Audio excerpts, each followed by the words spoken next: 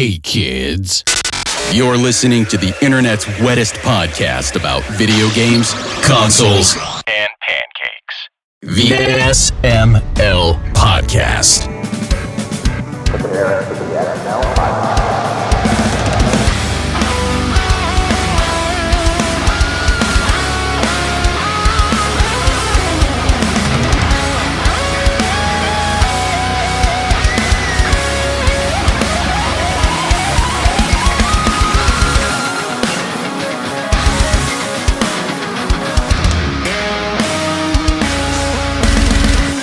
What's up, everybody? This is the SML Podcast. I am your host, Joe. Joining as usual, we've got Aki, Bri, and Jacob. How are you three doing? I am aghast because I just looked up that news. Holy shit. No. I guess we're not fucking around this week. We're just getting right into the news, aren't we? Hold on, guys and ladies. It's, September 12th, which means it's National Video Game Day. We got to talk about what we're playing. All right. Review games. I got an achievement in Gems of Wars earlier. Ooh. It's just, Gems of War. Yay. I haven't had time to play video games all day. That's terrible. I haven't. Terrible, as Charles Barkley would say. Terrible.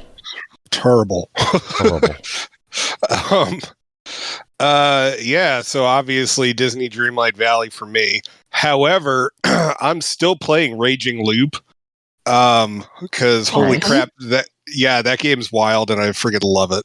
And I'm just like, oh man, I hope Kemco has more games like this because I I only knew them as they make 2D RPG, old school RPG games, and then it's just oh hey, Kemco has this visual novel, and I'm like, oh, Bri and Aki didn't request it. I'm getting it, and it was just yeah, holy crap, this is awesome. I'm hoping that there's more. Yeah, it was really good. Well, there's not. Ha! Yeah, I was about to say, sadly, face. there's not. Dang it. And Bobby. Kemco you're so lucky you novels. saw that before me, because, oh my god, I would have grabbed that up immediately. You already covered it, though. So I didn't have it on Xbox. Yeah, what is everyone playing before we get into the news, besides Disney Dreamlight? Played the new Rugrats game. Ooh, how's that? It was retro hard. Oh fuck! I struggled with some of the levels for sure. Some of the levels were easier than others. It was a good nostalgia trip, but yeah, it was neo retro. So, and it's actually cool. You can switch between the 8-bit version and the HD version at will. That's really which cool. was really cool. Yeah, and they released it, and they actually released the 8-bit version on the NES cartridge. That is so cool. Oh no, that's through limited run, isn't it? I believe so. Yeah. Yeah. I'm sorry. What's through limited run? I missed that. The Rugrats cartridge. Oh yeah. I saw that because I just saw that the achievements got uploaded to True Achievements today. But yeah, sorry, I wasn't paying attention because I went to go search for other Kemco visual novels, and somebody else had asked this on Reddit, and I was like, oh good, I'll get a list. The post is from 4 years ago, and the person's like, hey, are there any other Kemco visual novels? I really enjoyed this, and they could only find 4, and they're like, these are relatively recent releases from 2013. I'm like, no, they're not going to be on Xbox. I know Kemco has a few more visual novels, but they're all Japanese only that I'm aware of. Well, I think Raging Loop was originally released on PC a long time ago, 2017 or something. So there's still hope for. But yeah. I don't know. I'm gonna punch these names through on the Xbox website and see if anything comes up, but I'm not holding my breath. Also, because, I don't have huge lung capacity, but, all right, whatever. That was funny. Sure. Shut up, Aki. I was agreeing with you, motherfucker. No, you weren't. Yeah. No, I see? wasn't. But Yeah, I know you weren't. Hey, Jacob. I'm gonna need you to fuck off, sir. Who said that? Is it? That's not me, is it? No, it's my friend Matt No. from Okay, our wrestling so- Discord. Okay, I was gonna say. I mean, like, it vaguely sounds like me, but like, No, he's also the one who says, Why aren't you fucking? that's a good question. yeah. So news. Should we dive into the news? Probably. Yeah. God damn it. What are you goddamning? There's a friggin' gnat over here. Oh my god, no, I didn't get it. What the fuck? Anyway. Is it a gnat or a fruit fly? Because we have those little fuckers in our house too. I think it's just a simple gnat, but I don't have any fruit up. Like, the fruitiest thing up here in my office It's is you? me. Yeah, fuck you. I was gonna make that joke. Oh man. you're a low-hanging fruit. What can we say? That's right. It is low hanging. Your IQ, that is. That More like my magnum dong. both inches. Gonna thrill you away. So yeah, other things that are gonna thrill people are the PS5 Pro, which got announced this week. It is a 2 terabyte system. It is 45% more powerful. It is faster. It has advanced ray tracing. It does not have a disk drive, but you could buy one to add on to it. And it costs $700 fucking dollars. Yep, they've lost the plot. Like, what the fuck? 700? Yeah, that's a lot. I mean, there was no chance in hell I was ever going to get one because my wife would kill me. But like, yeah, $700. Like, holy crap! You might as well just get a PC at that point. Yeah, well, like, what is this? A 3DO that we're paying $700 for? I mean, I'm glad someone laughed at that. Both the PS5 and the own the 3DO, 3DO. you can play Plumbers Don't Wear Ties on both consoles. So, I mean, they got something in common. Yep. Yeah, the disk drive has been flying off shelves because it's available now, and scalpers are buying them up and flipping them for like 3 times the price on eBay because people are stupid and they buy it. Yep. Like, people are going to buy this system and it's going to sell like crazy and it's going to be on eBay for $2,000. People are going to pay for it. For a fucking PS5 that's a little prettier. Like, everyone's like, oh, yeah, but we're finally going to get 60 frames. I'm like, no, we're not. Well, why won't we? It's more powerful. Because devs care about resolution and not frames. When devs care about frames, you'll get frames. They care about pushing 4K resolution and the prettiest graphics possible at the detriment of frames. And that's why games have the option. Some games have the option to do a performance that focuses on frames, but lots don't. And you just got to deal with what you're given. And I really don't think the Pro is going to make much of a difference. I think we're still going to see issues with just low frames and high resolution. I don't know. I don't think it's going to change anything. I don't think it's going to matter if it was going to change anything. It costs too goddamn much money. You can get that, or you can buy a standard off-the-shelf fucking computer. Computer's probably going to work better. I'd choose that route. It can do more. Aki can play porn games on a computer. Can you do that on a PS5? Damn straight. No, sir. Yeah, but the PC doesn't have Astrobot. Yet. Maybe. It probably won't ever go at a PC because it relies too much on the controller stuff, right? It does. There's a lot of controller stuff in the game. I mean, they could probably map it to analog sticks, but... Well, on Steam, you can connect a PlayStation controller. Yeah, but if you don't have a PlayStation controller, you're going to lose out on all that stuff. Well, I mean, they can put it on Steam and people can just buy a controller that's still a hell of a lot cheaper than buying a $700 fucking console.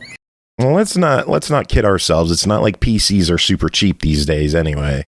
No. So, like, what you're getting for $700 is still probably better than you'll get out of a PC for $700. But it's still $700. Yeah. it's a lot of money, an unnecessary amount of money. Yeah. I mean, But think Sony of how wants much more penny money. candy you could get. Well, of course so much. Of course they want more money. They're a company. That's what they do. Yeah, but I was going to segue into more news.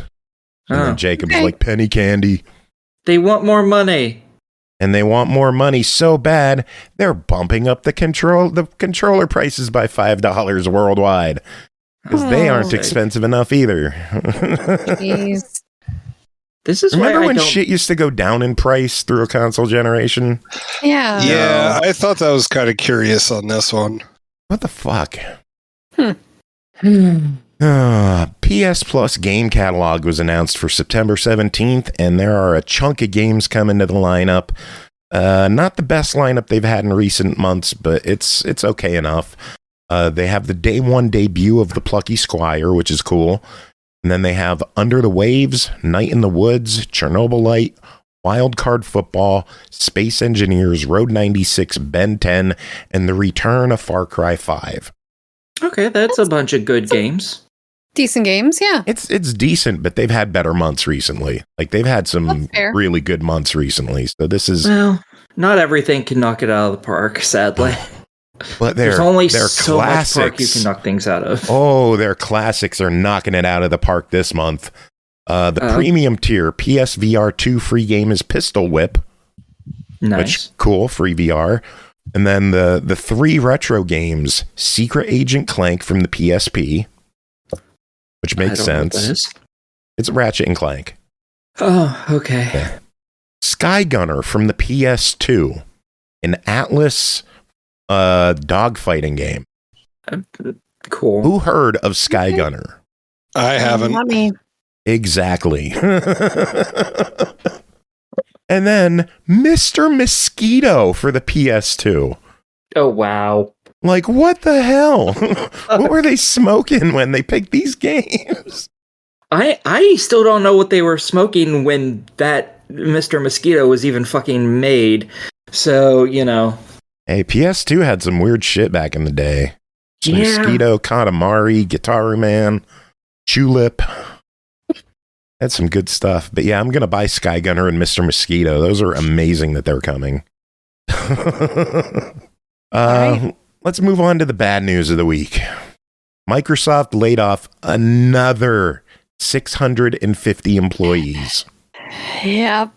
You know, they wouldn't be hurting for money if they used those employees to actually make games. Well, apparently it's a lot of corporate people that were let go. Yeah. Oh, good. Yeah, there were no studio closures, no game cancellations. No, not go fuck themselves. Their people lost jobs. Yeah.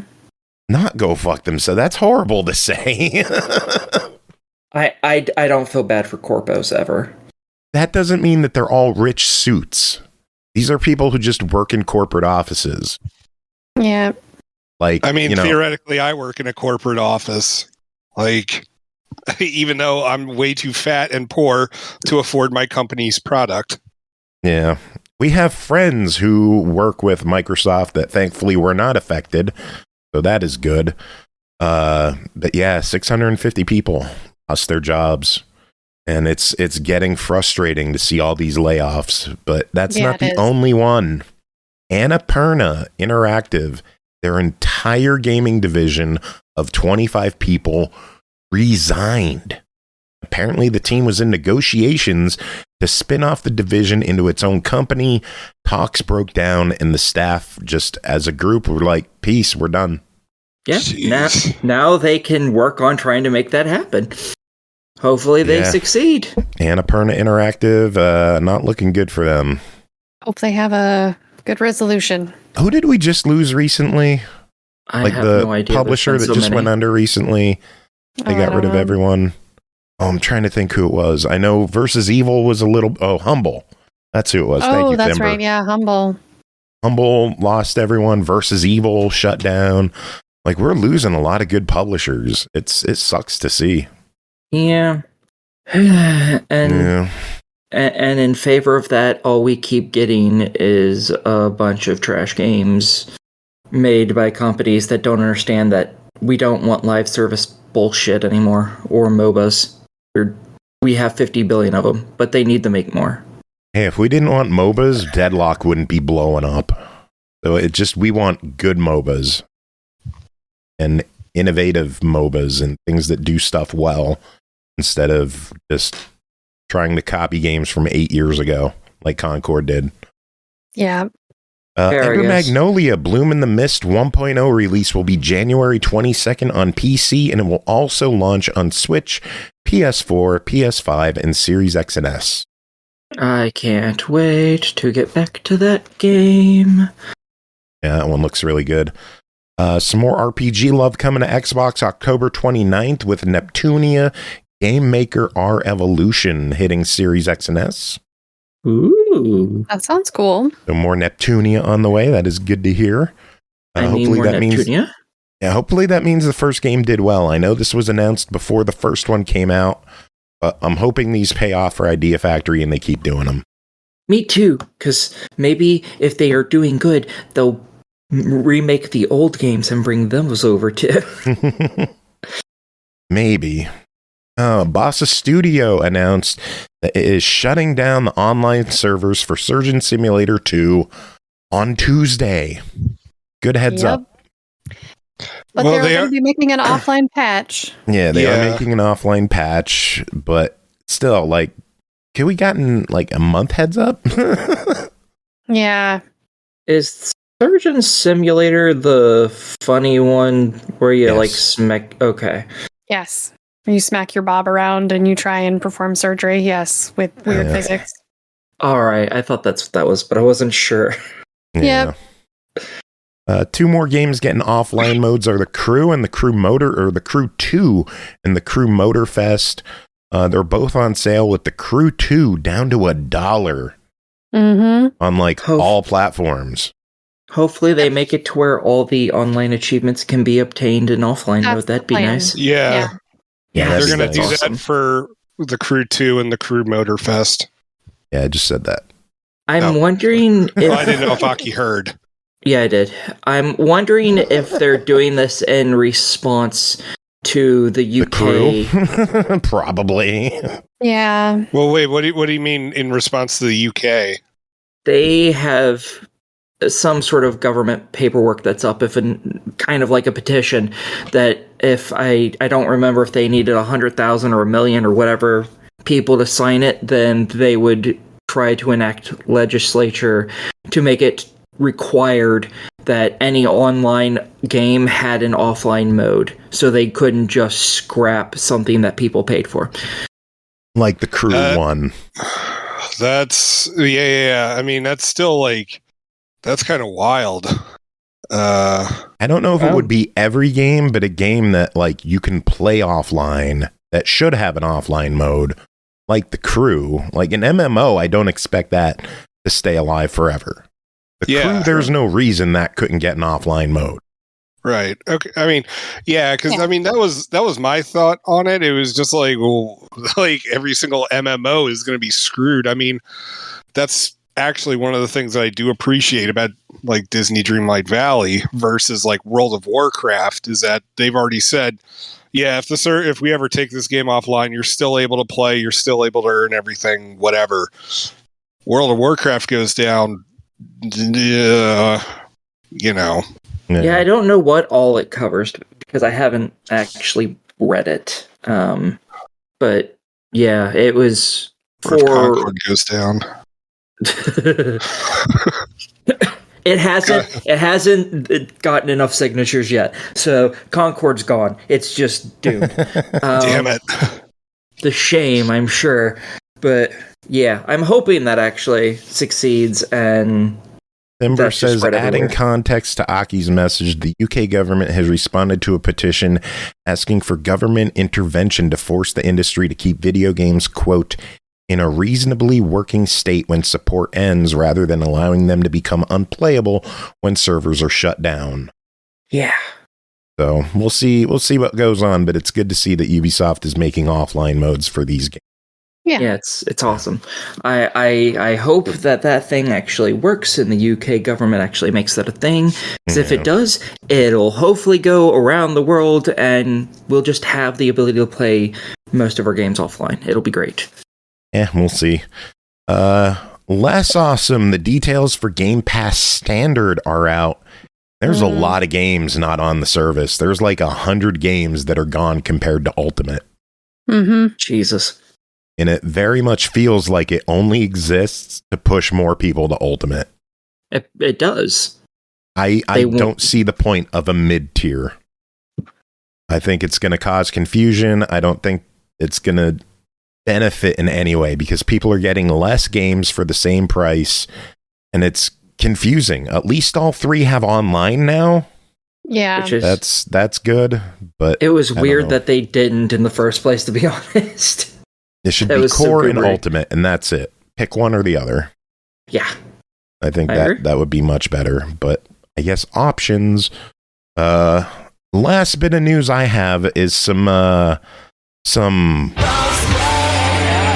Detestables news. In Ball Squad news, Jersey Jack Pinball announced and released Avatar, the Battle for Pandora Pinball. The cool part, Stemage did the music. nice. Our own Grant Nifty. Henry went from reviewing pinball games to doing music for a pinball game. That is How awesome. fucking cool is that for Grant? That is That's great. wild. I am so pumped for him.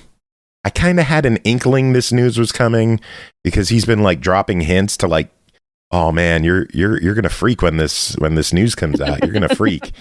He would just like drop subtle hints, and then I saw the news today. I'm like, oh, you son of a bitch. He's like, it was so hard to keep that a secret. But yeah, I'm thrilled. Fucking Grant getting in games, getting it on a pinball table, on a full-sized Avatar pinball game. That is awesome. Not just like some random like custom homemade thing.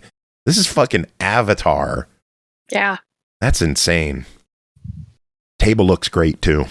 But yeah, that is the news I have. I only saw the outside of it. I haven't like seen the actual table itself though. There's like an 18-minute walkthrough of the table showing all the parts, all the plays that you could do, all the combos, the trick shots, the design of the table. Like a 20-minute long video. Grant's in it. He's the first face that popped up in the trailer. Like, yay, I know him. Oh yeah, the table looks great. I see that online. Yeah, but that's the news I have. Aki, you got anything? Oh, God, no. Bri? You took everything I had. Everything. Yeah, everything. Mwahahaha. Jacob, what you got? You didn't take everything I got, because of course not. So 1 year later, Unity has finally canceled their controversial runtimes fee idea, which was going to charge devs to pay the software maker every single time that their game was installed. Yeah. Like one of the worst friggin' ideas in subscription plans of all time. Finally, they got rid of it. Good. That's good news. Took them long enough. Minecraft has announced that they're ditching their single summer update for more regular releases throughout the year, and also they're going to get rid of mob votes. What is mob votes? So mobs are like the different like animals or creatures that spawn in the world and stuff, and like so everybody would be able to like log into Minecraft and vote for what they wanted the next mob to be, like, you know, a spider or a giraffe or like a alpaca or something like that. You're an alpaca. It's true. I wish I was. Burn. That's not a burn. Those things are fluffy and adorable. Whatever, And they spit alpaca. Anyway. Oxenfree is getting completely removed from itch.io next month. And That's some bullshit. it's straight up getting removed from your digital library, period. And so the devs are telling you need to download it before October 1st. I probably own that over there too. That's some bullshit. I don't. What game is it again? Oxen free. Oxen free. It was given away for free on Xbox like a while back, if I remember correctly. It was a Games with Gold game, yeah. Yeah, and it's still on Steam. So it's kind of curious as to why it's being removed from itch, but yeah. And the last bit of news that I have is that Borderlands, the movie, has finally ended its time in the movie theaters. Yeah. As of today, it made $31 million total. It doesn't even pay for the advertising. At the worldwide box office. Yeah.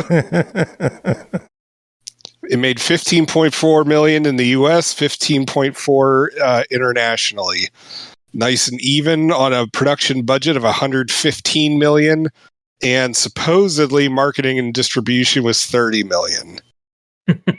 Yeah. Wow. That's hilarious. Yup. Oof. And $5, that was me. Mm-hmm. You schmuck. It was an IMAX movie. I didn't regret it. And plus, I had the whole theater to myself. I got to fart all I wanted. It was fun. I did. I did fart a couple of times. Thank you. Got to keep the seat warm. I just Joe just shook his head like, oh, God. I know you farted. You don't have to tell me. Yeah, no. I know you did. It's just assumed. I'm guessing you farted at least 6 times already tonight. No, I took care of business before I hopped on for the podcast. That doesn't ever stop you from farting. I mean, I'm not gassy right now, though. You will be. Give it time. Thimmer's saying that's not gaming news. Yo, that is incorrect.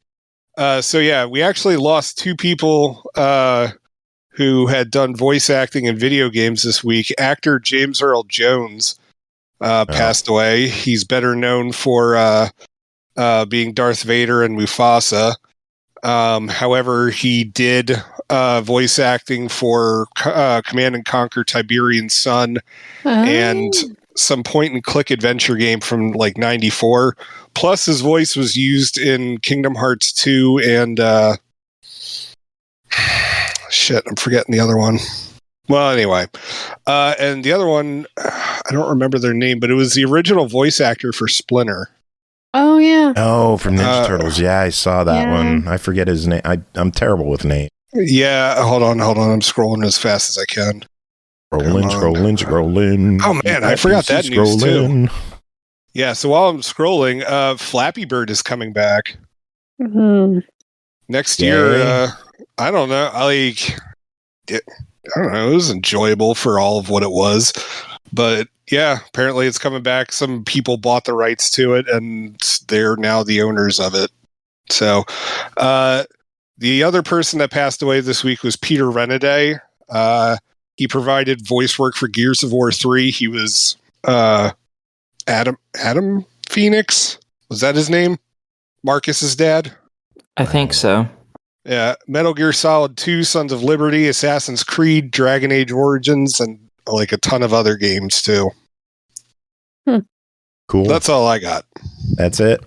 Yep. Does that mean we're diving into reviews, or is there anything else anyone wants to chat about?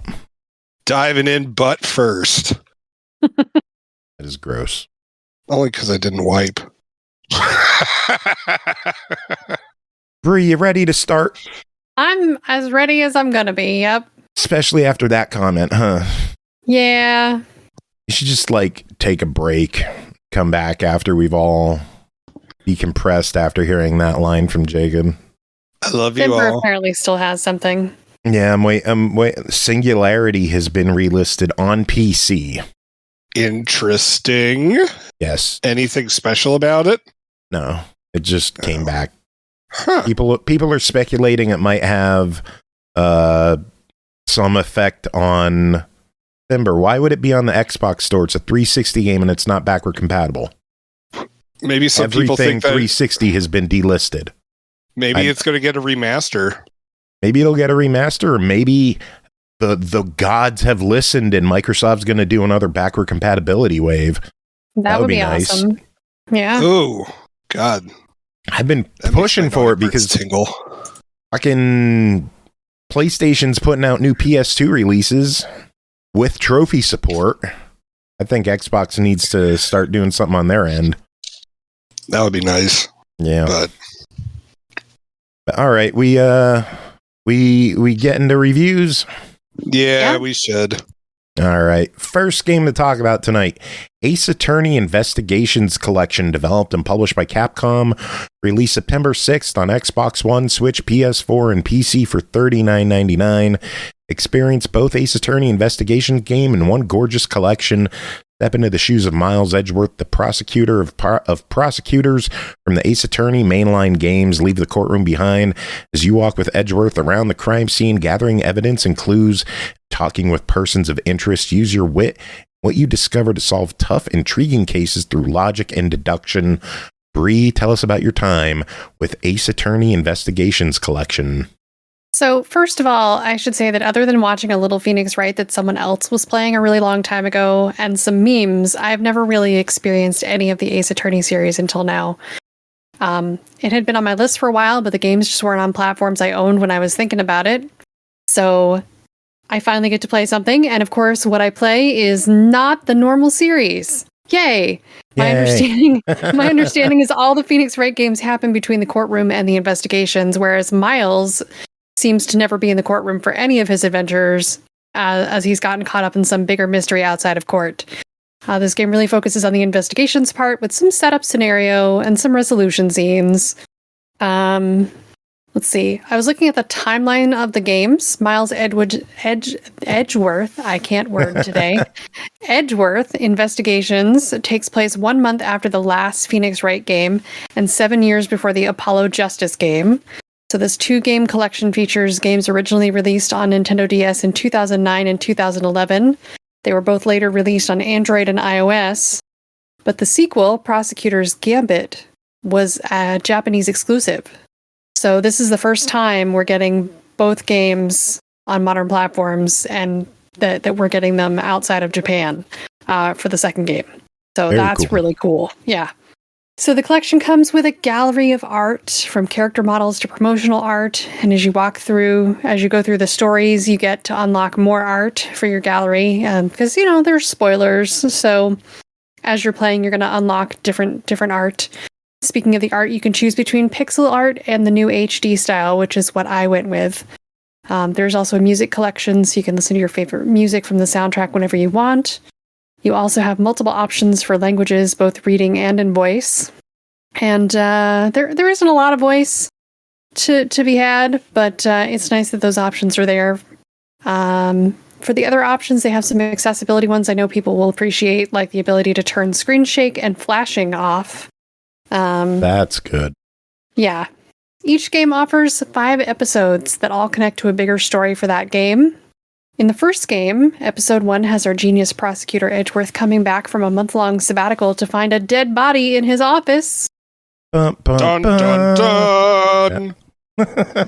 Dick Gumshoe, our local detective friend, was supposed to be watching our office. He's also going to be doing the investigating of this murder with us. The game is a visual novel style adventure. First, we have to investigate the area for clues and leads, and then we can use the evidence in our organizer to recall the things that we found. We can make logic deductions to further the case. If we find a contradiction in the evidence, we have another kind of deduction we can make, which we can point to and scream "Eureka!"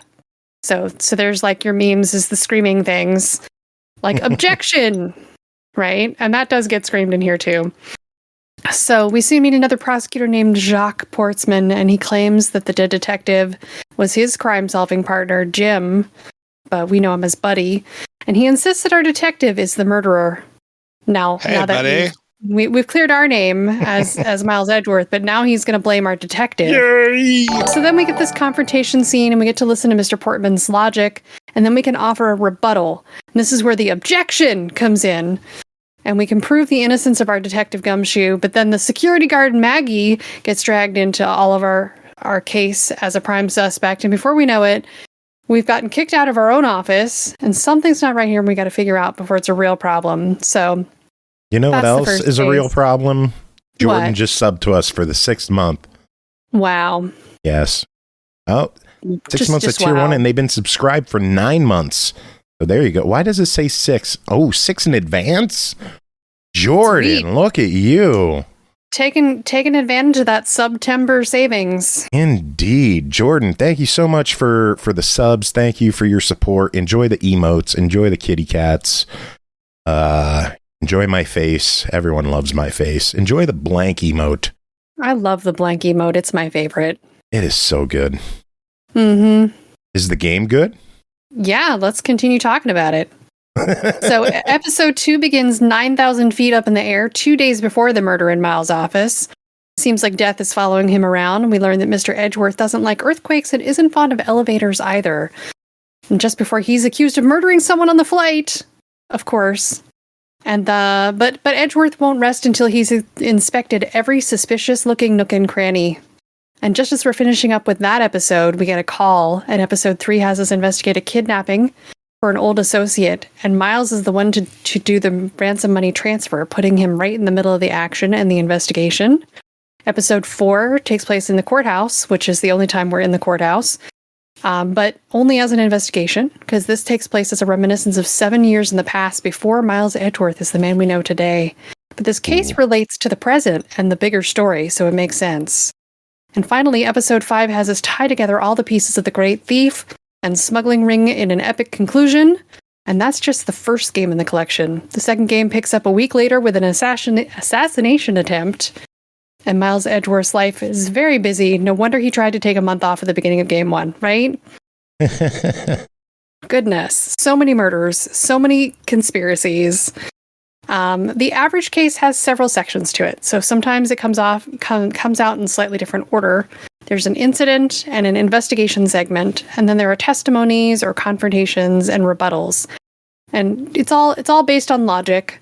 You get to look at clues, you get to ask further questions, you get to talk to the suspects, and you really get you get a reasonable amount of help kind of going around. During the testimonies, you can ask further questions for contradictions. I really can't word tonight.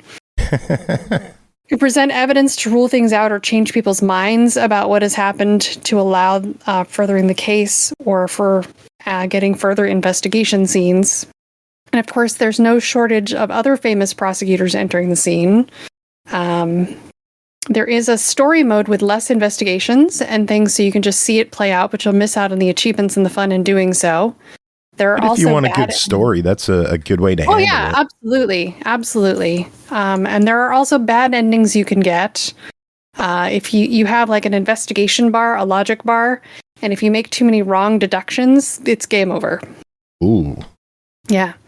And of course, the series Did is that all happen very... to you at all? No. Okay. I read about it. Oh, wait. Oh, you read that can happen? Or... Yes. Oh, okay. I read that could happen. Gotcha. I was very thorough in my research because this is a game that originally came out years ago and is now in this new collection on modern consoles. So I got to read about some of the history as well. And, things about the game. Very cool. But yeah, it's, very anime style, very Japanese. The characters are over the top. When you wow someone with logic, they get hit with like a blast of wind in the face. You can see suspects sweating under interrogation, and one of the prosecutors whips everything to get her point across, while another is this caricature sports bro who flips his jacket on and off all the time, or throws it over his shoulder. And of course, you have all the screaming objections and take that and hold it and eureka flashes on the screen, and it's really fun. So yeah, you've got updated art, a collection of games that are time-tested and hold up today. The collection is going to take you a good while. There's a lot of content, I would guess, in the 20 to 40-hour range. The second game, like I said, was a Japanese exclusive, so it's likely the first time fans will have seen it here. And if you like the investigation portions of the Ace Attorney games, you're going to love this. Very cool. It clocks in at $40. What are your thoughts on the collection? All the things I just said. It's a great collection. I love that we are getting an exclusive to Japan now as part of this collection. I had a lot of fun with the investigations part. I definitely want to go pick up the Phoenix Wright collection now and see what the courtroom side of things looks like. because I really enjoyed this angle, I guess. And so as an introduction to the series, it was probably a little unusual, not getting the courtroom drama, but I thought it was really an accessible way to get into the series as well. So yeah, I'm not gonna lie, buy it for me. This sounds dope as hell. It really is. I mean, if you're into visual novels at all, it's really fun. Yeah. And it's more than a visual novel because you've got like an adventure component to it. It's got the investigations where you have to make the deductions and find the clues in the room and present them in different ways to, change people's mind and get yourself out of these situations. Like being on the plane was like really fun. You had to do it in multiple segments, and then you think you've investigated one area, but then, you get this other set of clues and it draws you back in. You've got to look again and find that last piece of evidence that's really going to take it over the edge. And all the cases are just like really compelling. So, yeah. All right. Any other thoughts? It's a buy it, like I said. Cool. Next game, Ship Graveyard Simulator 2, developed by Games Incubator and Ultimate Games, published by Ultimate Games. Released September 6th on Series X and S and PS5 for $29.99. Dust off your torch and hammer. It's time to get back to work. You have a new job to do. You visit the new beach coast with the largest, busiest ship graveyard in the world. Dismantle huge ship parts and collect tons of precious steel. Roll up your sleeves. It's time to get back to business. Jacob and Bri, both of you played this. Jacob, start us off. What is Ship Graveyard Simulator 2? So, Ship Graveyard Simulator 2 is a sequel to the first one. You don't need to have played the first one. Like, there's no real plot to this, so don't worry about it. But you live next to this like ship graveyard, and you can buy wrecks or decommissioned ships that you get to take apart, and like you get to strip it for wood or steel, like any random crap that you find in there. Any of that kind of stuff, and then you go back to take it to the recycling center. You sort it out, which is either honestly, like, there's two ways to go about it. Like, there is like this mini game, which is honestly pretty damn fun. Like, I don't know, it's just a nice like breakup for the monotony, and all you're just doing is just sorting. Yeah, I like sorting. Yeah, like 8 or 10 junk piles, or you can have the dump just handle it for you and then take a 10% cut. But then you screw yourself over because you're also given these little mini missions where people around town are like, "Yo, hey, like if you go inside that ship and you find a toilet, or if you find a TV in there, I'll give you X amount of dollars for it." So you have to be careful with that. And honestly, the little mini game thing's fun anyway. It really was. But the real joy and zen of this game is just taking things apart. You have to take out like the bolts first, and then you have to like saw down stuff. Or you have to take a blowtorch to it so like entire walls will come apart. And you like the game just lets you work from sun up to sundown. There's no like hungry meter or something like, or like exhaustion. Like there was a lumberjack simulator that where like you would get exhausted after doing so much. This one, it doesn't have it. You just get to do it as much as you want. Good. Yeah, and it should like, be. And there's a flashlight too, so you can like work at night. It was nice. Honestly, I worked by the light of the moon. Like it was nice. Like, and I would like go up on like the second floor of it because I like wouldn't have completely taken apart the ceiling or the roof, however you want to look at it. When the moon hits your eye like a big pizza pie, like, that's it was construction. Nice. Like, I mean, it was actually like really nice, and yeah, it's just very zen, very calm, very much like kind of like Power Wash Simulator. How it. It's just a very relaxing game. Oh, if you're going to pull out Power Wash Sim, like, you got to back that up with how good it is. I'm dead serious. You can't just throw around Power Wash Sim and I'm talking about casual, like how, like... Oh, I know, but, like, Power Wash Sim is, like, amazingly good. So to compare to Power Wash Sim that's this. All right, this is not as good as Power Wash Simulator, but like I'm talking like in terms of like how calm and peaceful and gotcha, almost Zen. meditative. Yeah. I mean, well, I had already used Zen, and I wanted to find a different word to use, but as Bush says, everything Zen, everything Zen. I don't think so. Yes.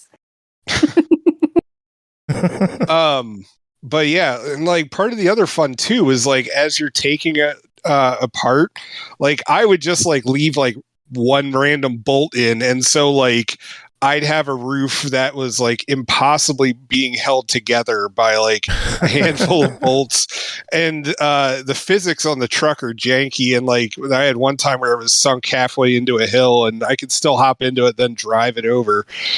And it was just, or like my favorite was just like letting the whole ship thing like just fall apart around me, because when you have to bust something up, anything else nearby that has to be busted up, or like anything else that's nearby will also fall. And so like you could just make the whole ship come crashing down around you. It's a lot of fun to fool around in and just do stuff. There's no penalty for like fall damage or, getting hit in the head with a piece of ship. It's just it's just fun.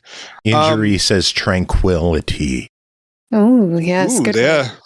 Although I don't know Serene. if that's good. But anyway, so I did have some problems with it. The game doesn't really walk you through like how the whole recycling thing works at first. And so like I was gathering up all the stuff for the missions, and I didn't realize it was going to take that crap out. And so I ended up having to do the second mission all over again so I could get my contracts, which was pretty damn annoying. But at the same time, I was just like, this is enjoyable doing this, so whatever. I just wish it was something else. And I did have the game crash on me twice when I was sawing stuff. But other than that, like, it's a budget simulator title, but this is one of the really good ones. Bri, what are your thoughts? So I loaded up the first game to do a comparison, and I'd say the graphics got a decent upgrade. I feel like they simplified the selling and sorting process well. I felt like I could just focus on destroying ships more than the first game, and I really liked that. I like the new system of breaking things down. Instead of picking up little resource pieces, you pick up the actual stuff you're breaking down and toss that into the truck, which was really cool because you could be standing all the way at the water's edge and just like make it to the truck somehow. That was very fun. You still have to spend some money and resources to upgrade your tools. And so you have to be mindful you don't sell all your resources because you'll need that to upgrade things. You still have like a blacksmith to upgrade your tools, and you buy the different blueprints or whatever so that you're breaking down ships faster and stuff as you making your tools better makes, breaking things down easier. And then I got to call in a big crane to pull out resources. That was really cool. Yeah, it was. Oh my God. The first time I saw that in action, I was just like, oh shit. Yeah. And there is a zen to the game. Like I that was the word I used too. It's not about blowing shit up, but the feeling of methodically breaking something like a ship down is really satisfying. Although you can eventually get some explosives too and blow things up. So that's awesome too. Not about blowing shit up, but you can blow shit up. Yeah. But yeah, I had a good time with it. The game clocks in at $29.99. What are your thoughts? I think that's a good price. Absolutely. And one of the nice things is that there's two pieces of DLC for this game on PC. One is like military ships, and the other one's submarines. Yeah. And the Xbox version comes with one of those DLC packs. Yeah. I think it's a submarine. Yeah. Okay, it is the warships. Yeah. And I'm not going to lie, like, that just makes me really hope that they offer the other DLC too. Because, yeah, I'd love to take apart whatever. Cool. All right, well, moving on, we're going to talk about Dice Assassin, developed and published by AFIL Games, released September 12th on Xbox One, Series X and S for $4.99, Windows PC for $4.99. Dice Assassin is a challenging game in which you defeat enemies on the board according to the numbers on the dice. Choose your moves using cards, position yourself strategically to defeat enemies on the board squares, and create tactics using action cards. Bri, what is Dice Assassin? So you're a little digital assassin on a 7x7 grid like a chessboard, and there are enemies on it with different movement patterns. Kind of like chess pieces have different patterns that they can do, the enemies will have similar kind of patterns. You can only move forward or backward to attack, like left, right, or up and down. But some of your enemies can move diagonally. The extra twist there is that that each round there are 2 dice rolled that dictate how far you can move and how much damage you'll make if you're able to strike something. When you start the game, those numbers are always low. You earn coins as you go along from defeating enemies, and you can spend them in the store every couple of levels to get things like new weapon attack patterns, higher dice rolls, or special cards that do interesting things on the field, or you can refill your health. Cool thing about the store, too, is that you can buy more than one thing if you have the money for it. So there's 4 options every time you hit the store. It'll be randomized what you get, but at lower levels, you're going to get access to certain things first because they're going to be more helpful. Like it felt really well designed. The types of things that show up earlier on, and I've played through the game a couple of times or done a couple of runs now, and it feels like it's well organized to give you success. You have yellow markers to show where you move on the board when you land, and red markers to show you where the enemies could land, which got really annoying around room 20 where the tiles changed the color to red. But 10 levels later I was fine again when the grid turned purple, which was nice. I like purple. You can use cards at any time during your turn. You can use as many as you have if you want. Cards do things like refill your health, resurrect on next death, damage everything on the field with a bomb, you can dodge, you can skip the enemy turn, skip the level, and more. You know what else you could do? You could sub to us like Mr. Coolness just did. Awesome. So thank you, Mr. Coolness, for your sub. Thank you for your support. Enjoy the emotes, enjoy the kitty cats, enjoy the blank, and enjoy the monkey power washing things. Yeah. Like but yeah, emote. You get better movement and attack or weapon cards as you go, as I mentioned. You start off with a basic slash that just goes left, right, up, down, as many spaces as you have based on your range die roll. Or you can get a backstep 1 space and do damage to a 2x3 grid as you go.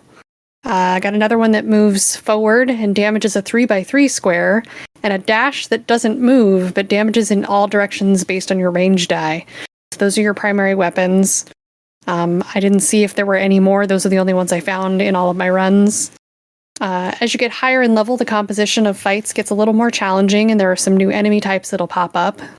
I would also note that I really enjoyed the music in this more than I would have thought for a small title like this. What did you call it? Lo-fi beats for killing rats too? Yeah, lo-fi beats to murder rats too. There you go. It was really good. I would, like, you were streaming it and I'm watching. I'm just like, this music is really good. Yeah, the title screen music is a different track and it's also good. So yeah. The game already has a title update on Xbox, making this 2000 gamer score. And I believe on Windows as well. So that's also incentive for some people who are looking for some easy gamer score. And I don't know. I was surprised at how much I enjoyed the game. Once I got the hang of things, it was pretty easy. And I would say this is one of the best AFIL games I've played. That's high praise. Yeah. Well, it clocks in at $5 on console, $5 on PC, separate purchases. What are your thoughts? I would say it's a buy it. I really enjoy this game. One version, both versions. What are your thoughts? I mean, I enjoyed it on PC as much as I did on Xbox. It worked the same. I mean, the novelty of it probably wears off if you're doing it for anything other than the gamer score.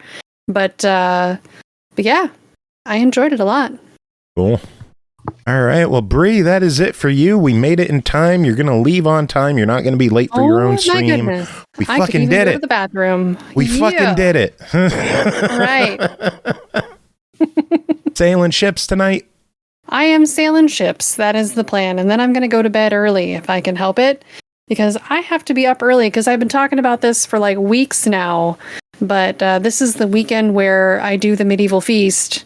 And all the things I've been prepping for like 2-3 months now is finally going to happen. So I got to get up early and get to that tomorrow and do all the packing and the organizing and the stuff and the things. Very cool. Take some pictures, post them on the Discord. I will consider that if I remember. You should drive up north and bring us leftovers. Oh my gosh. So that is one of my favorite things about it is I get to take home a lot of leftovers being on the kitchen crew. Like I get first pick of stuff. So, and I have it on good authority that there will be sausages left over. So I'm going to take home some of those. Oh, nice. So, yeah. I mean, Jacob I help is make those hard as sausages. a rock right now. Yeah. Oh yeah. It's Any really discussion good. of meat, like meat is my favorite food. Like, oh, okay. I don't give a crap. Like chicken, pork, whatever. Hell yeah. All right. Well, they're pork sausages with all kinds of good seasoning inside, and they have pine nuts in it as well. Interesting. Interesting, right? It's got a good texture base. It's got a good flavor. It's Roman sausages. So yeah, Jacob loves meat. Like handmade, and smoked. They were handmade and then smoked, man. Like, in like old cartoons where like the characters will float along as like they smell like like whatever's cooking. That's how I am with meat. Like, all right, good to know. All right. Do you have any final words, Bri? If your pet blinks at you, blink back. It could be code. I'll have to remember that for the future. Yeah. Little my now cat's you trying to never help know. and stuff. All right, you guys have a great night. All right. You Take too. care, Bri. Bye-bye. Next game to talk about is Wild Bastards, which I actually couldn't type in our Twitch title. Oh yeah, that makes sense. It wouldn't let me. Huh. So it's either Wild Beards or Wild Bards. Yeah, it's Wild B-Ards. Huh. Yeah. I wonder if like Facebook is gonna like shadow ban that post. It'd be funny. Eh. Anyway, up Would next. we notice? No. So yeah, up next, Wild Bastards, developed by Blue Manchu, published by Maximum Entertainment, released September 12th on Series X and S, Switch, PS5, and PC for $39.99. Spiritual successor to the award-winning game Void Bastards, Wild Bastards is a roguelike strategy shooter with heart-pounding first-person shooter action, mod management, and a tactical campaign. Saddle up and lead the most notorious outlaws in the galaxy. Jacob, what is Wild Bastards? Yeah, I'm not gonna lie. I didn't know what I was really getting in for. There is a lot to this game. And there's a lot to explain with it too. Here I am thinking like it's just gonna be like a first person shooter. Maybe there's gonna be some squad mechanics. No, it is wild. Like Tell us about it. What's going on in the game? So it is a roguelike first person shooter game that also has like this overarching story going on. It's a sci-fi western, and these two gun hands. They're not bad guys, but they're not necessarily good guys either. Anyway, they're on the run from this other gang, and their ship gets blown up, and they think all is lost, and it's their old ship that they used to have has suddenly come back. They beam them up, and now they're on a mission to go resurrect all of their other gang members who had died early in previous missions. They're going to resurrect them all, bring them back onto the crew, and get back to work, and hopefully take down the bad guys. And there is a lot, unexpectedly, there's a lot going on with this thing. And in the story, one of the neat dynamics is that there can be tension between crew members, and there are a lot of crew members, but there can be tension between them, and it will actually affect how certain levels will play out, because if there is any kind of negative tension between them, they won't work together at all, and so you'll have to pick somebody else to go down on a planet with them. And yeah, so going back to the tactical thing, when you beam down to a planet, you're presented with a map and you get to decide where you're going to move around on this map. And if you have enemies to fight on that piece of map, then you go into this first person mode, where you just have to, it's an arena shooter. You just have to run around and shoot them.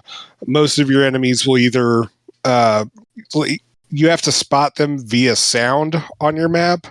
And so most of the time you're going to figure out their location because they'll start yelling stuff to their friends, or you'll just accidentally hear them in passing conversation. Then you can open up fire on them. And yeah, you also have this super move called Juiced. You just have to pick up these potions all around the map, and everybody has their own crazy ability. My favorite was the Casino Bot's shotgun, which would just kill everyone that was on screen at the time. Nice. So yeah, and then you also have to manage the mods that get installed with all your teammates, and as you pick them up on all the various maps that you're on, you can apply them, but once you warp to a new system, you lose them all. And so every single system you're starting fresh. Everyone has full HP. Everybody has no mods, and so you have to pick them up as you go along. And yeah, it's just, this is a surprisingly complicated. I don't know if I want to say complicated, because it's not it's confusing. It's just there's a lot to it. And there's a lot more tactical combat and strategy involved instead of just running. Gun, correct? Yeah. Although I'm not gonna lie, I had to move it down to the easy mode. Normal was just that was a nightmare to try to get through.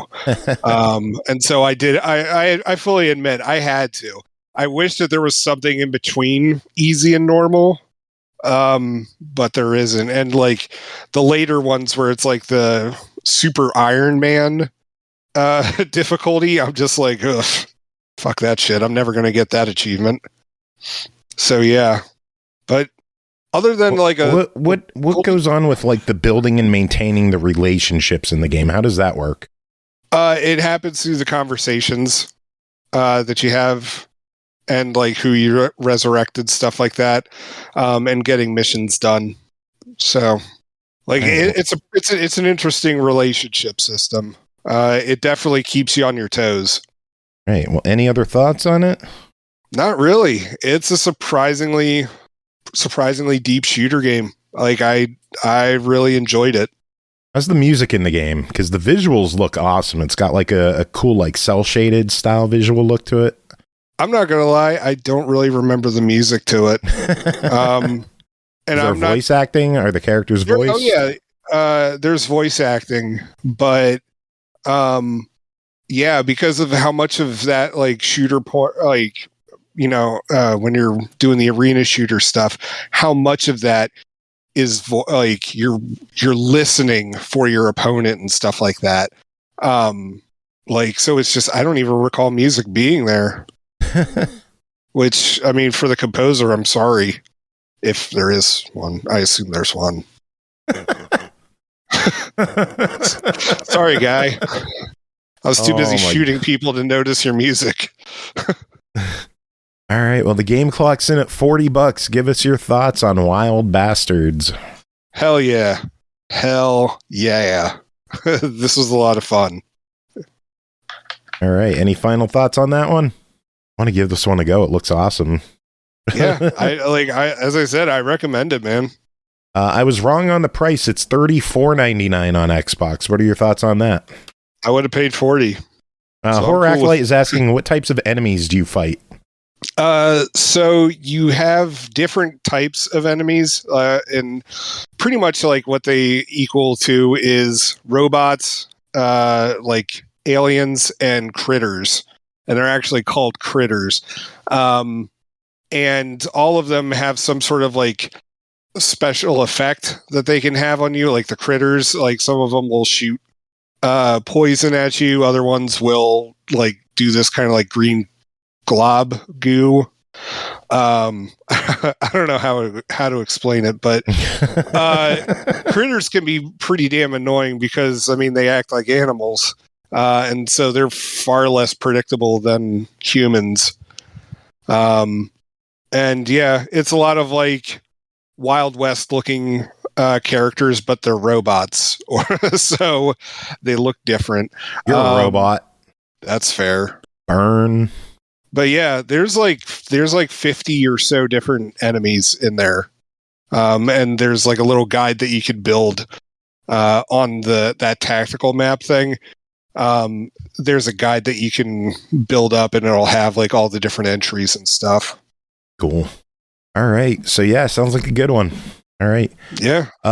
Next game, Caravan SandWitch, developed by Studio Plain Toast, published by Dear Villagers, released September 12th on Switch, PS5, and PC for $24.99.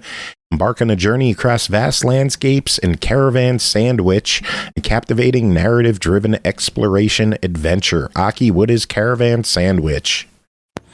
Okay, this is an exploration game. Who would have thought, right? You play as a young girl, and she's living out in space right now. And she gets an SOS from an automated SOS from her sister's spacecraft. Problem being, her sister went missing 9 years ago on their home planet. So now she goes back to the home planet to try and find her.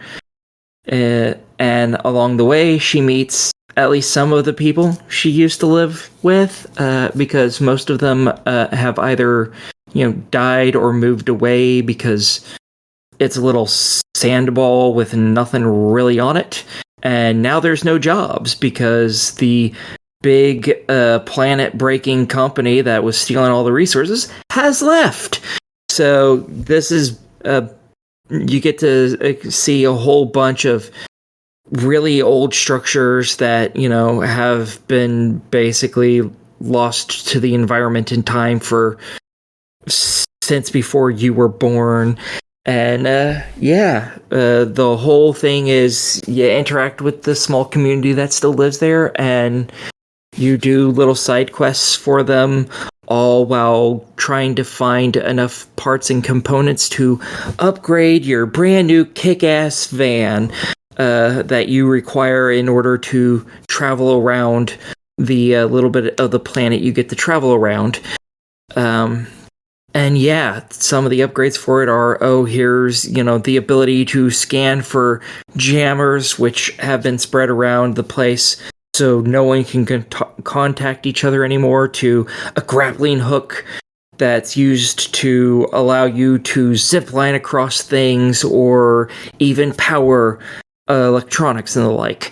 That is a majority of like what you're doing throughout the whole thing. You're exploring to find more parts so that you can get the next upgrade for your vehicle, or to find whatever items that people have requested you to find, so they'll give you more components so you can build the parts. It is a pretty straightforward linear game. It does have a big open world that you can travel and traipse around in, but the story is very linear. You get these parts, unlock the next upgrade, then you can access more stuff, so you can upgrade to the next thing, so on and so forth, until the end of the game. Basically, every upgrade you get, for the most part, ends up costing you a handful of days. It'll get rid of any side quests that you haven't finished already, because those people have moved on to do something else. So you just lose out of whatever they were doing if you haven't completed it. But it also puts time on your timer for how long it's been since you first got the SOS, meaning, the more days it takes, the more likely you may not find your sister. And yeah, it's a pretty fun game. The exploration is really fun. You get to dig stuff up. You find parts laying around from where they've fallen from places, or parts of walls have fallen down, and you can get into buildings and so on and so forth. It doesn't only include human characters. There's also this race of frog-like people that are native to this planet, as well as robots that have become sentient, which the big corporation that left here kind of doesn't want to exist. So you get to help all of these individuals with what they want. And yeah, I thought it was really fun because the exploration is really fun. You're not just walking around, you're climbing and jumping around all over the place. And you can go and search for things, and the side quests can be really fun. There was one for finding some of the children for the frog people, and each one of them required specific items in order to get them to go back to the cave, and you had to search around the entire map to find those items.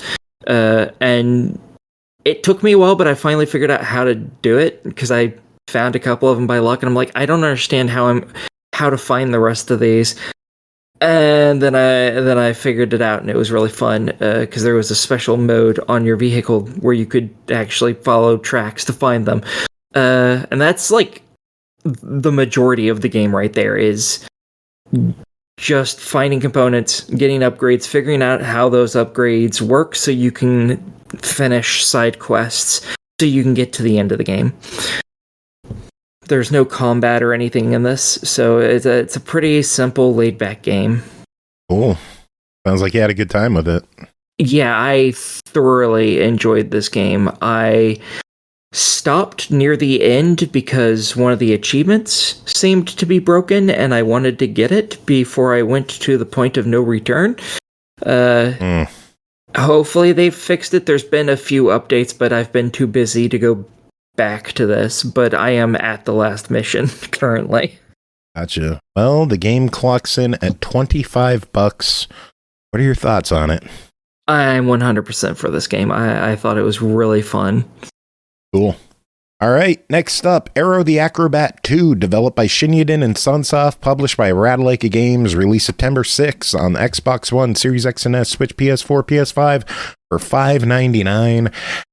This is a long intro. After managing to stop Edgar Ector's mad plans to destroy the world of amusement, Aero decides to investigate the Madman's Museum of Horror. There he finds a strange floating magician's box. When he gets inside to investigate it, he's suddenly transported to a mysterious place. However, unbeknownst to Aero, Edgar himself has managed to survive after being rescued by his minion Zero, and has asked him to execute the Plan B. What could this mysterious Plan B be? Aero will need to escape the mysterious place he's trapped in if he wants to stop Edgar Ector's new plan.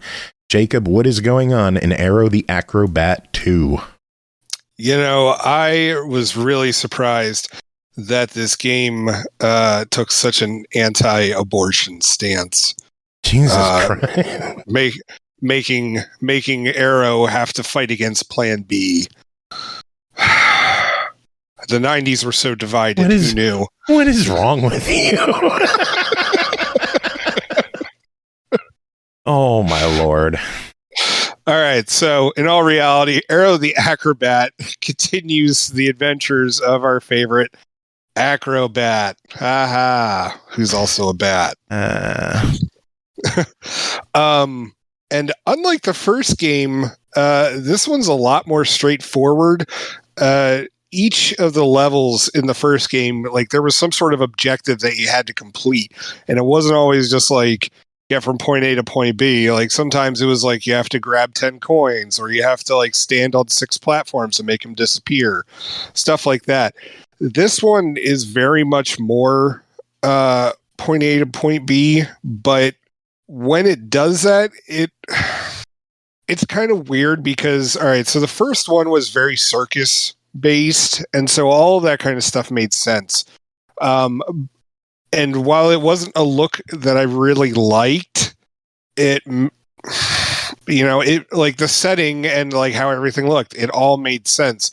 This one, it's just you going after Ector from place to place, and there's just a bunch of random clowns thrown in. Like, so, okay, well, we kind of keep the circus theme going. Not really. But the levels do look a lot nicer. My favorite one was the disco one.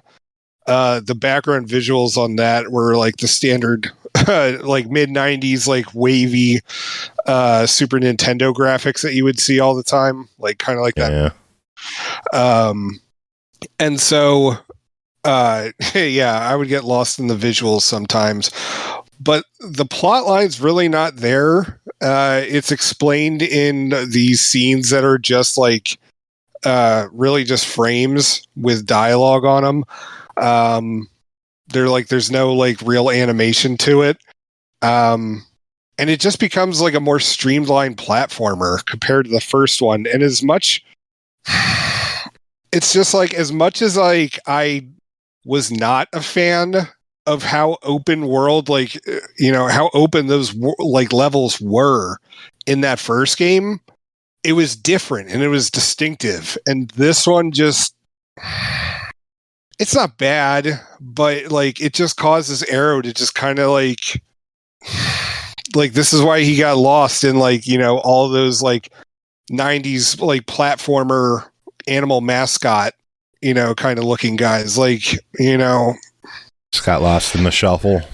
Yeah, like he just becomes more generic as like in this game, and it was just, it played better, like, and I do appreciate like how linear the levels were, but it at the same time, like it just felt like more of the same, Yeah.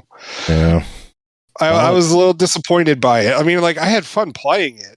And like, one of the things I do appreciate is that I didn't get lost as much in this game as I did on the first one. Well, that's good, at least. Yeah, but at the same time, it's just like, it's okay.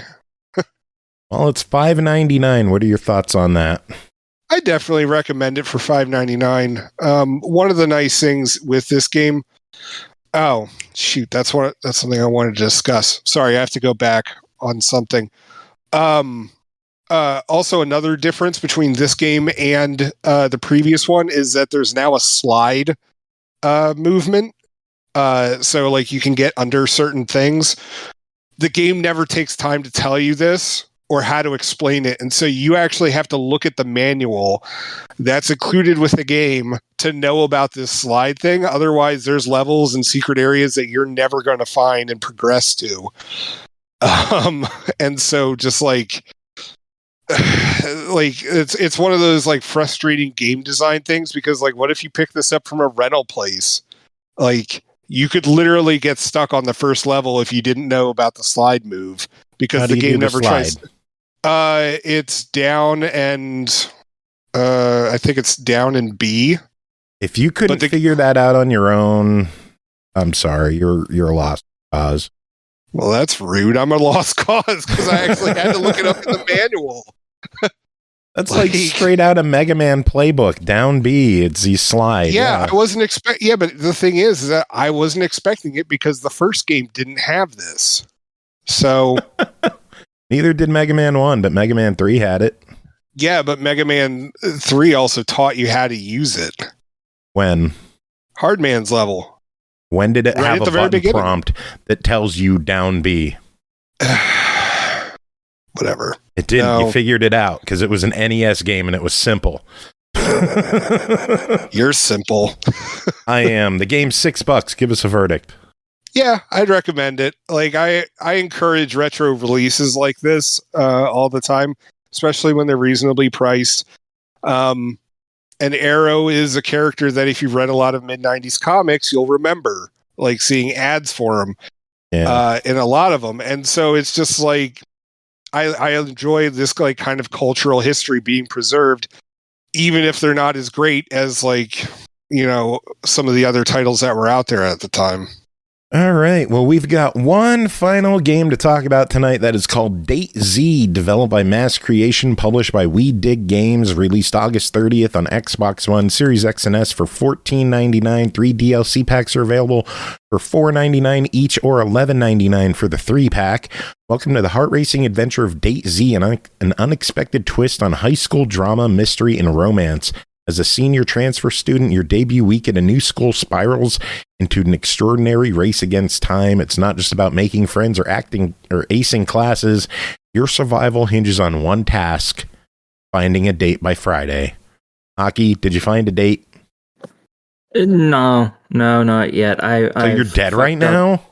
Yeah, many times over. Shit. Jacob, we're going to have to do the show without Aki now. Why? She's dead. Didn't you hear her? No, I mean, she sounds very much alive. Well, that's because I'm amazing. Yeah, I mean, come on. Duh. No, you're not amazing. She's a ghost. Ghosts talk. Duh. Oh, God, she's I've the seen lamest Casper. ghost. Yeah, I've seen Casper too. Casper was more hardcore than Aki will ever be. True. So, Aki, what is Date Z? How dare you? But in this play, you play as nondescript transfer student boy, and you immediately wake up one day, and then it skips to later that week where you get eaten by a zombie because fuck you. That's why. And then time gets rewound by someone who isn't you. And you don't remember anything. The player does, but the character does not. And now it is up to you, the player, to keep this schmuck alive by getting him into the pants of one of 4 girls he met on his first day, or a mysterious 5th girl that I've not been able to really interact with much in my game so far. The sad part of this is that this game was originally sold to be, oh yeah, you get to date 5 girls, and then 3 of them were the DLCs that you have to pay more for. Yeah, so lots of people were not happy about that, reasonably so. So the girls that you get access to are the hidden 5th girl that I haven't been able to interact with, and Penny, which is a homely, ditzy girl who has the IQ of a turnip, maybe. The DLC girls are Vivi, who is the I know everything Hermione of the group. Bao, who is a news reporter for the school news, who dresses a lot like the evil magician guy from The Princess and the Frog. She does. You can go look. She looks dead up dressed like him. It is weird.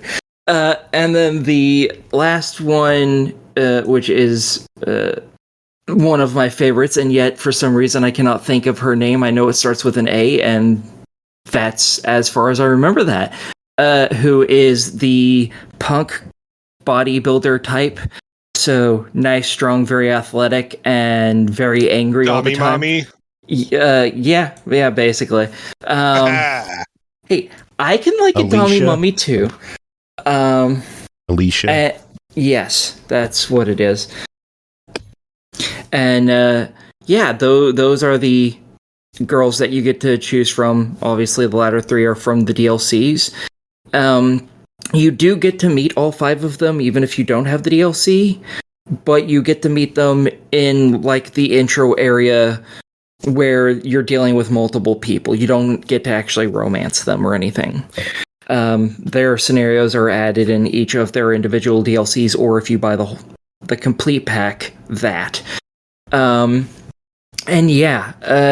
Basically throughout this, after you die the first time, which is scripted, you don't get a choice, you get the ability to start rewinding time.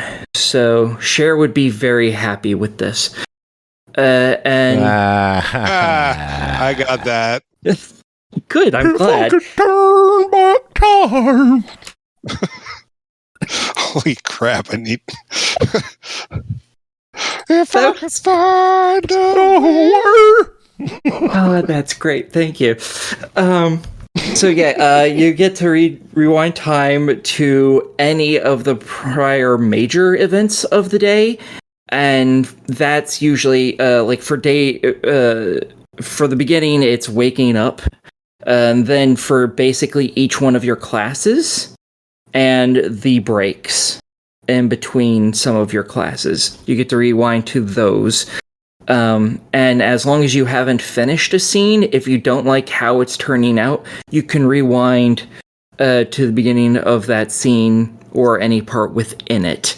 Because in almost every scene, there's a handful of choices you can make, which can give you some romance points towards one of the girls, or it can even increase investigative points with one of the girls. And I don't actually know what those points do. I assume that is how you maybe survive, but I'm not entirely sure. Because they haven't done anything for me yet other than increase. So it's like, hopefully this means something good. After you have gone through chunks of this, you can actually rewind time back to that section completely, as I was saying, to any of the major points. And if you do that, you can actually see the choice you made, whether it increased their love, or it was just a talking point, or if it gave you some investigation points. So you can slowly fill out all of the options and figure out what pathway you want to take through the conversation a little more easily. I have found that these aren't completely useful, because some of them aren't right. However, there is one super useful reason for doing that. Some choices also decrease the girl's likes of you, so it is good to know where those are so you don't choose that shit again, because that always ends badly. But for instance, there was a couple talking points that I found that also increased how much the girl liked me, and one of them increased how much she liked me more than the heart option did. So, not super useful. It would be nice if they changed it to where it told you how many hearts you would get if you had chosen that before, just so you can more easily figure it out, because sometimes multiple choices within a line will give you hearts, but they'll give you a varying amount of love points. So it would be nice if it actually told you that after you've chosen it the first time, just so you'd be like, that one gives you 2, but this one gives you 4. I'm going this route because I want her. That way you don't sit and do what I do and constantly rewind time over and over and over and over until you're like, okay, this is the best route now to get the most out of this conversation, like an idiot. I have spent way too much time doing that. Being an idiot? Yes, I agree. Yeah, that too. You get a week to go through this. You start on a Monday, you get until Friday. So, have fun. You're the new Why do you get until student. Friday? Because that is when the zombie apocalypse happens, and if you haven't found somebody who wants to take you, I guess, into a private room and smash your brains out, then, you die otherwise, I guess. Smash your brains out. Jeez. Yeah, they either That's smash your brains out or they take you to a room and smash your brains out. So you only have that week. It's fun. All the characters are, they all have their tropes. The news reporter girl is a little weird, is an understatement, and is obsessed with reporting, and that is basically most of her personality right there. The punk girl has a punk attitude. She doesn't care, about teachers as much. She'll listen to authoritative ones that are like helping her do what she wants to do, but otherwise she's like, I don't fucking care. She's the type who will grab a chair and bash a person in the fucking head. They're all very tropey for what they are. The smart girl is stupid, smart, and shy, because she's the nerd. It's all very basic. So, and it's basic for a good reason. Those are the tropes people fucking like. So you will find one of these girls to be your type. So, yeah. That's really all there is to say about it. All right, well, what are your thoughts on the pricing with this game? It's a $15 game. They have the 3 DLC packs for $5 each, or 12 for the 3-pack. There's not a bundle with everything for sale, which I wish there was. Yeah, I don't understand why there isn't, but if this game at all seems interesting to you, you kind of have to buy the complete romance pack or whatever the hell it's called, because that's where most of the girls are. Even though they should be in the game already, they aren't. So I've enjoyed the game, but at the same time, I also think it's kind of bullshit that they separated those 3 characters from the game when they were originally supposed to be part of the game. However, for the $30, it's still not a bad game. I don't know if you'll spend that long playing it, 30 hours playing it, but I enjoyed my time with it. I like the characters and how they interact. So, I'm for it. All right. Well, that's it for the show, I guess. We're done. Bye. Yeah. No. That is it for the show. We made it through. Damn, this was fast. But at what cost? Everything. It cost us everything. Actually, no, it just cost us $6.99, but we don't get a disc drive. Oh, well. Womp womp. Music this episode, I'm going to play some Steel Samurai, because I played it last episode and Steel Samurai is awesome, so I'm going to play more of it. Sounds good. Okay. You going to fight me about that or what? Yes. Nah, I'd rather make love, not Ew. war. Ooh. Yeah. SML After dark. Yeah, buddy. You better get your balls ready. Oh, they're ready. Thanks to you two for being here. Thanks to Bri for coming on, doing her thing. Going on to sail some ships. Jacob, I found your head. It's Right up his ass! Nice. yeah. I was looking for it. Yes. Right in his asshole. I'm gonna need you to fuck off, sir. Does anyone have any final words to end the show? Yay! Yay! Yay! Come on, Aki. I was the first one who did it, bitch. Say it. Yay! No, say it. Yay! Fuck off. I can't believe you talked me into that. Yeah, well, if you could turn back time.